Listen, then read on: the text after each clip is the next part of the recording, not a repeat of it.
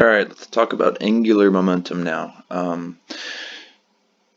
Angular momentum is literally just taking our momentum vector, and if we do know the straight line perpendicular distance from our point of origin that we're referring to, it's literally just taking the momentum, the linear momentum, and multiplying it by that perpendicular distance. And that will give us our scalar version, and you can use the right hand rule on this. So imagine your fingers curling around the direction that the momentum is going, then your thumb is going to be pointed in the direction of the angular momentum, and we're going to call it angular momentum H.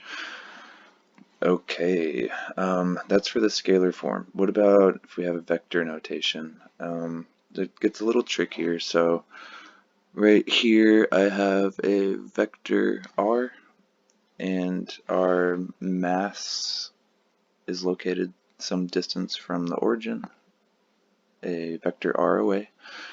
We have a mass, and we have a momentum vector, or mass times velocity vector. This angle is not perpendicular. So to get the angular momentum about this point O, we're going to need to take the cross product. Cross product, and you should be familiar with the cross product from statics. So for our vector angular momentum, we're going to take that vector r and cross it into the momentum vector. And just a little refresher, how to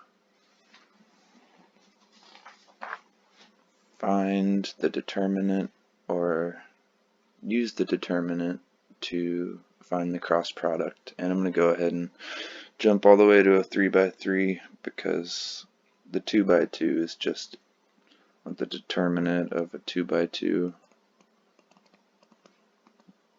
It's just AD minus BC, right? Well, we're going to take it up another level. Let's say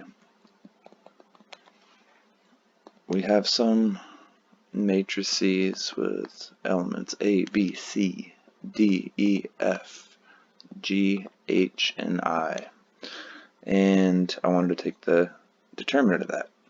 Well, there's a couple shorthand ways to do so. There's lots of tricks. You can put your finger over it and read the diagonals. But the determinant of matrix A can be found as element A times the determinant of these elements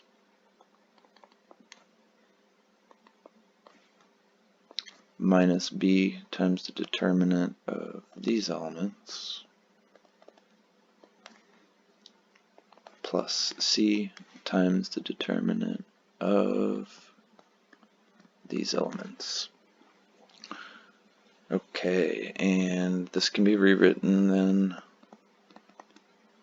as A times EI minus FH. Okay, EI minus FH minus B times DI minus GF plus C times DH minus EG. You'll see different versions that might have a plus or minus sign, but these terms are just swapped or so. There's a couple different versions that you can write this. Alright, so how does that play out for us? Well, let's say we have some angular momentum about point O, and it has components such as, I'm going to write it out in a matrix form. Let's say if we knew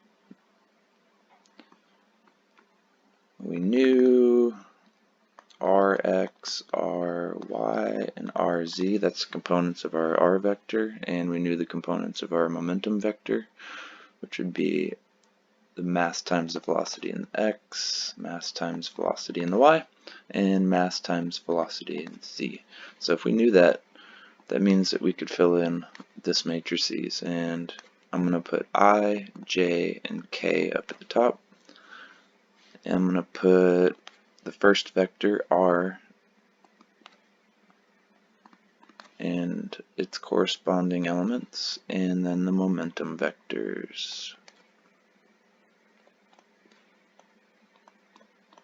Okay, so if I follow the rule that I just set forth, or do this right here, we can get that the determinant of that matrices, tink, tink, or the cross product, is equal to Ry times the momentum in the z direction minus Rz times the momentum in the y direction. That's all times the I component minus the j component now. R of x times the momentum in the z direction minus R of z times the momentum in the velocity. So if you're looking at the y vector, you should not see y anywhere, right? I only see x and z in that one. If I'm looking at I should not see I anywhere here. I only see y, z, and y. And then we got one more term, the plus k hat, and with the x component of our r vector times the momentum in the y direction minus the y component of the r vector times the x component of the momentum. Alright, so there you go.